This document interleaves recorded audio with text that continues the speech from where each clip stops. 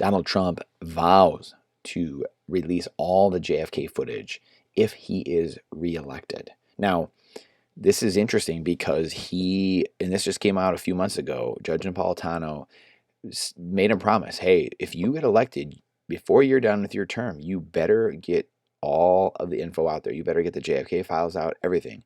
And I believe pardoning Assange and Snowden was part of that too. But I know the files were the JFK files. And it just came out a month or two ago. Judge Napolitano said that he told Trump, it was like a week before he was going to leave and Biden was getting inaugurated. And he asked Trump, and he said, hey, I told you, I was going to remind you what it made you promise to me before you left office about the JFK files. And I guess Trump just looked at him. He said, Judge, if you knew what was in those files, you wouldn't either. That, to me, is really the smoking gun, really all we need to know to really understand that. And this is why we talk about everything we do here.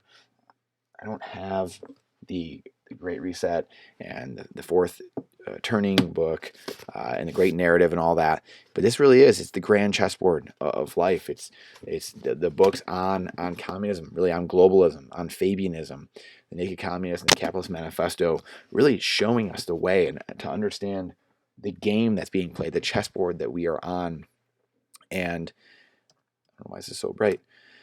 In the chessboard we are on, understanding that the President of the United States is not the powerful person that everyone thinks he is. There's an apparatus, a large apparatus placed well above the president that's making the moves, and it is facilitated by the money or the breaking of the money. This is why, and again, I get people that ask, well, stuff is awesome, but why do you talk about Bitcoin so much?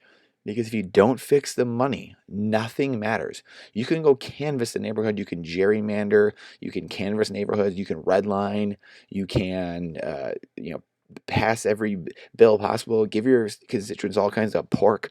We're going to use all the political terms from civics class here. But it doesn't matter. It does not matter. If you don't control the money, you lose. This is from hundreds of years ago. This is from Meyer Amschel Rothschild, who started the Rothschild banking dynasty, and whose family owns the banking system, along with numerous other people, the Warburgs, Rockefeller, stuff like that. Rockefeller, mind you, who gave millions, tens of millions of dollars to the education system, the General Education Board, 1902, starting then, to produce workers, not thinkers. He said, I want doers, not thinkers. This was by design. This was purposeful. Some of it evil, some of it not. Some of it was benevolent. I think Rockefeller just wanted to bring up the ladders underneath him, and he didn't want competition, and he wanted to build his companies. And he said, hey, I'm going to go give a bunch of money and make a bunch of workers for myself. Okay, maybe he was more benevolent. I don't know. We don't know. We can't mind read. We try not to mind read here too much. And because that creates cognitive dissonance. But we do know many things. We do know he gave tons of money, and that comes with influence, and that comes with power. We do know that there's these apparatuses, the Committee of 300, the book I have back here, talking about the apparatuses that are in place that control much of life. And Meyer Amschel Rothschild saying, I care not if I control the nation's laws, as long as I control the money, I rule the world. And that is it. That is why we Bitcoin, because Bitcoin cannot be controlled. It's been proven out. Bitcoin's attacked every single day. Governments, state attacks, nation attacks, bad actors, hacker groups, doesn't matter. TikTok next block every 10 minutes. It just keeps on ticking, just keeps on confirming transactions, fully auditable, uncensorable. We don't have anything like that. Humans have never experienced anything like that. It was a ledger between gold and silver and the fiat currency system. It's completely rigged. We just talked about LIBOR and things like that. LIBOR being rigged, the short selling on gold and silver, the bailouts over and over. The people at the top, the people next to, can control the money, as Meyer Amschel Rothschild said. If you control the money, you control the politicians, you control the people making the rules and the apparatus around it, you control the world. That's all that matters. Bitcoin takes the power away from government and the unproductive class and puts it back in the hands of the people. Now, what a wonderful world that is. What a wonderful world. Think about all the people in those places of power who all their family members they probably care about, but they don't have the power that the person in government does, or the bureaucrat. So don't you want a better life for your family? Don't you want that second, third, fourth, fifth order effect all your family members, your cousins and your nieces, your nephews, all the people around you who don't get to bask in your sunlight, who don't get the benefit of the currency printer and sitting next to the currency printer like you do? Don't you want all the rest of them to have an amazing life and to be given a fair shake in life, and given equality, an equal playing field, not equal outcomes, but an equal playing field? That's what Bitcoin does. It banks the unbanked. It banks the underbanked. It knows no creed, religion, gender, nothing. Unlike the banking system, the modern fiat legacy banking system is a Ponzi scheme, complete Ponzi scheme, just like our government programs, entitlements, complete Ponzi scheme, Social Security, Medicare, Medicaid, Obamacare, all of them, complete Ponzi schemes, stealing from one place in government, stealing your wealth and inflating it away and stealing it away and printing it just to go pay off prior obligations. All the programs do it, all of them, all of them. This is what Bitcoin is designed to stop, the grift and the graft. And that, when those things are done, then it goes down to that next level and people aren't fighting as much, right? People are fighting and they're mad, they're angry, they're polarized, and they're smashing and grabbing and rioting and looting because things are broken above them. There's a two-tier justice system. There's no justice.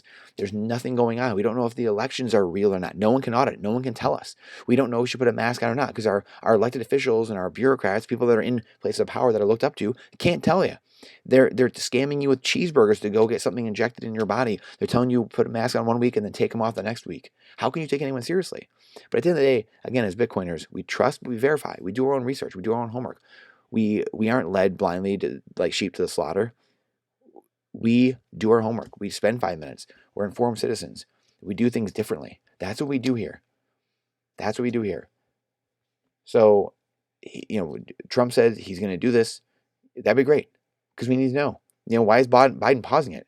In 2018, Trump delayed the full release of the remaining JFK documents until October 21, with Biden later postponing it until December 2022, citing the COVID-19 pandemic. What in the flying flip does the COVID pandemic have anything to do with releasing JFK files? Again, it's been this long. It's time to release them. You have to ask yourself, though, question everything with boldness. Why haven't they been released? Why has this been a secret in general? Right? If there's nothing wrong, if nothing foul at play, then when they've been released, why do they have to keep postponing it? Why are they using fake, phony excuses like the COVID pandemic?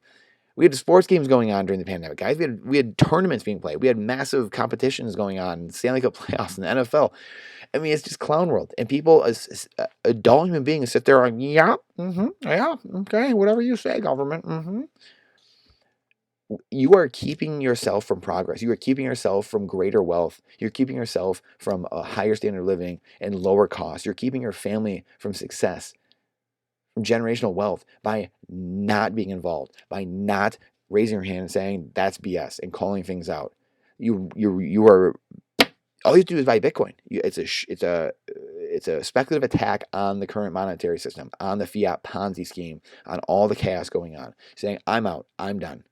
I want something that doesn't steal from me. I want a currency, a money that doesn't steal from me, and I can own it. I have property rights all around the world, no matter where you are with an internet connection or a satellite connection or ham radio or a mesh network.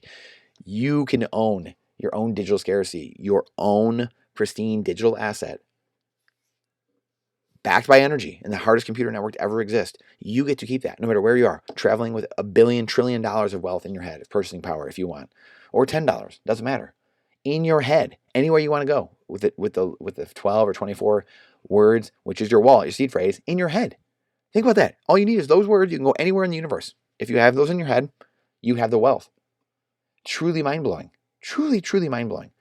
So we shall see. We have to remember all these things, though. Please share this out. The algorithm hates truth. The algorithm hates truth. Question everything is boldness, even the existence of God himself. This is not financial advice. It's freedom advice. And I appreciate you coming to my TED Talk. We'll see you on the next one.